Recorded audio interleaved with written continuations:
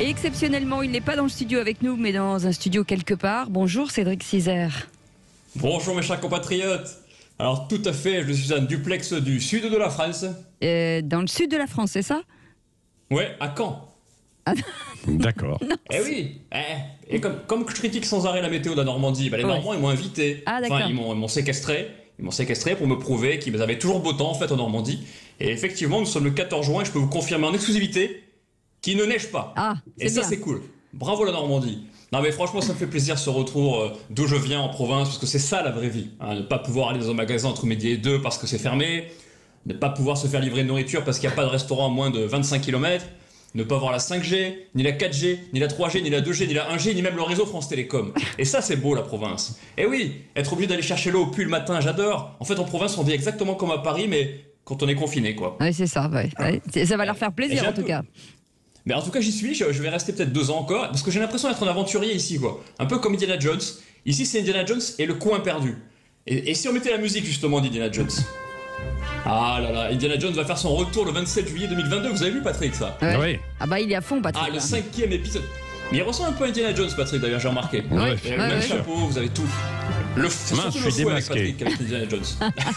C'est vrai, je vous reconnais avec votre fouet. Alors, le 5e épisode vient de commencer son tournage, avec dans le rôle de l'archéologue Harrison Ford qui va fêter, vous avez vu, ses 79 ans. Vous vous rendez compte? Ouais. C'est le seul archéologue qui est plus vieux que les fossiles qu'il recherche. C'est incroyable. Ouais, c'est le film qui m'a donné envie de devenir archéologue d'ailleurs. Ouais. Et c'est comme quand j'ai vu Rocky, Ouais. le film qui m'a donné envie de devenir boxeur. D'accord. Ou quand j'ai vu Les Tuches, le film qui m'a donné envie d'éteindre la télé. Quoi. Ah d'accord, ok, très bien, Alors- dis donc.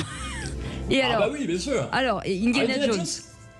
Il va peut-être rouler en tank électrique, parce que c'est la mode. Vous avez vu, il y a 1 million de voitures électriques qui ont déjà été vendues en 2021. Ouais. En juin, on a dépassé déjà les ventes de toute l'année 2019. Oui, parce que 2020, on va oublier. Hein. Oui. Alors, tu peux jamais te fier à l'autonomie de kilomètres qu'il y a au compteur d'une voiture électrique. Tu peux passer de 100% à 30% en 5 minutes.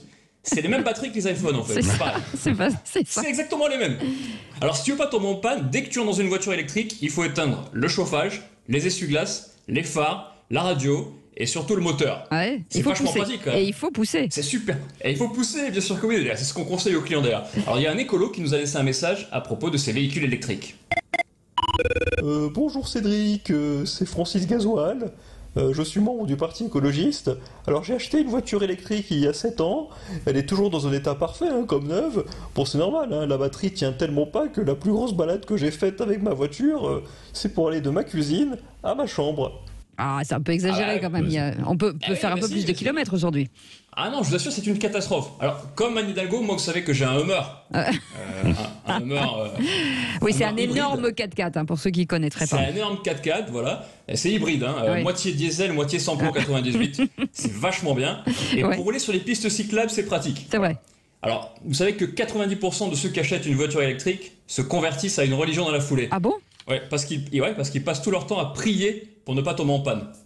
Ah oui. C'est ça. terrible. C'est ça. Ah oui, alors.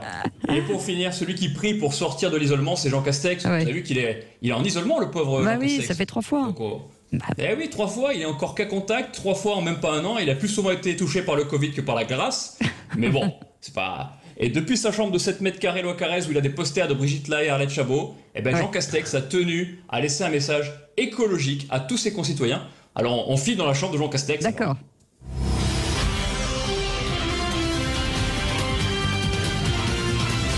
Françaises, Français, le gouvernement vous incite à passer comme moi à la voiture électrique. Je la maîtrise parfaitement, mais j'ai tout de même un problème. Ça fait 1 an que je cherche où mettre l'essence. C'est ça. On lui enverra un Eh mode oui. d'emploi. Hein. C'est vrai que c'est pas C'était- facile. bah Hein. oui. Ah oui, c'est pas Mais je suis facile. avec lui là, je vais Ouais. aller le voir tout à l'heure. Ah, d'accord, c'est ça. En attendant, Bon, je reviens bougez pas. demain, hein. Oui, vous revenez demain, très bien, parfait. Attention. En voiture électrique. Ouais. Mais bien sûr, c'est pour ça que je pars aujourd'hui, je pars tout de suite. C'est ça, partez tout de suite. Et on vous retrouve bien sûr sur Sud Radio.